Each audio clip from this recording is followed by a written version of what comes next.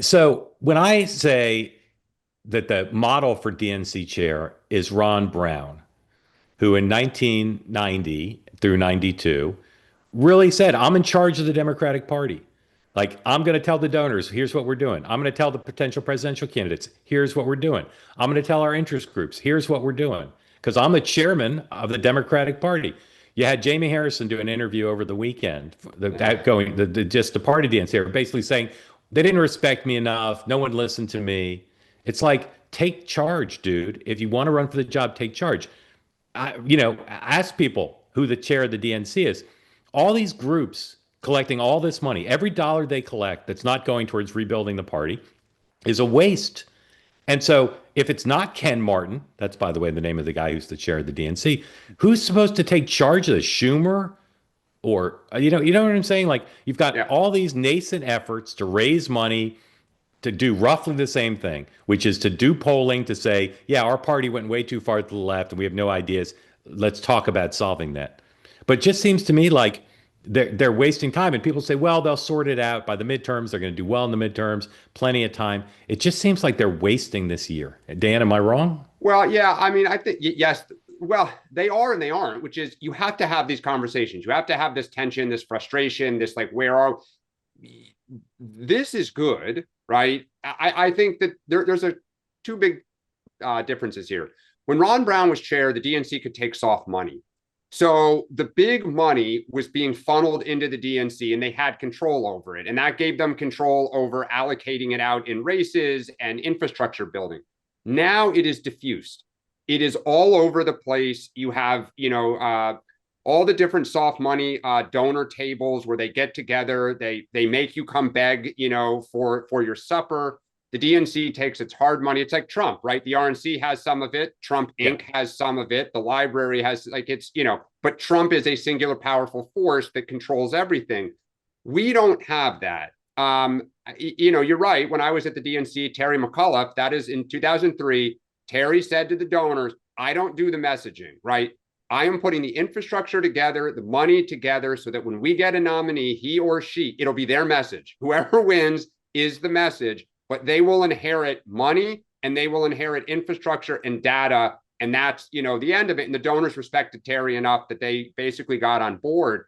But there is no power structure right now Yeah, I think at it's kind all. of I think they need a both and situation. Yeah, they definitely need a Terry McAuliffe for Ron Brown. Ron Brown was perfect when you had the White House, but when you're out in the wilderness like this, I think the Democrats need someone like a Howard Dean. Say what you will about Howard Dean, but he was able to actually go out there. He was able to be the tip of the spear. He could do the news shows and the panel shows, and he could actually deliver a message because he understood how to run for office. He was a politician. And he actually ended up building a pretty good grassroots infrastructure that Barack Obama was able to use when he But the ran. DNC doesn't set the message. And that's where Schumer and Jeffries and the DGA chairs will say, hey, hey, hey, you don't get in front of us and lead us to the Well, water. You do I what we say. Don't cause us headaches. And, I get that, but Haley Barber and Ron Brown both did it. And I well, don't think Haley Barber, though, Mark, was so respected well, because no one debated but his political a chops. 100%. But that's why I think it's insane that the DNC made their chair someone who's not in that category. Nice right. guy. I'm not saying Yeah. he's going to be a failure by every metric, but when you're out and you're running it and you're dealing with Donald Trump and you've got two Democratic leaders from Brooklyn who are not great outside players, how you could not put in the DNC slot someone who's a titan, I do not get. Because Adam Jettleson, nice guy. I'm not saying this group will be a failure, but I'll say, in all likelihood, every dollar that goes to that group is not going to the DNC, is not going to build the party. It's going to this quixotic effort to talk about creation of policies. And by the way, nature hates a vacuum. We all know that. So by not having that DNC chair, and yeah, sure, Hakeem Jeffries and Chuck Schumer say, "Hey, stay in your lane, get out of our way." Well, they do a lousy job. Mark's right. Well, that's a So then, different story. so what That ends is a up different happening then? story.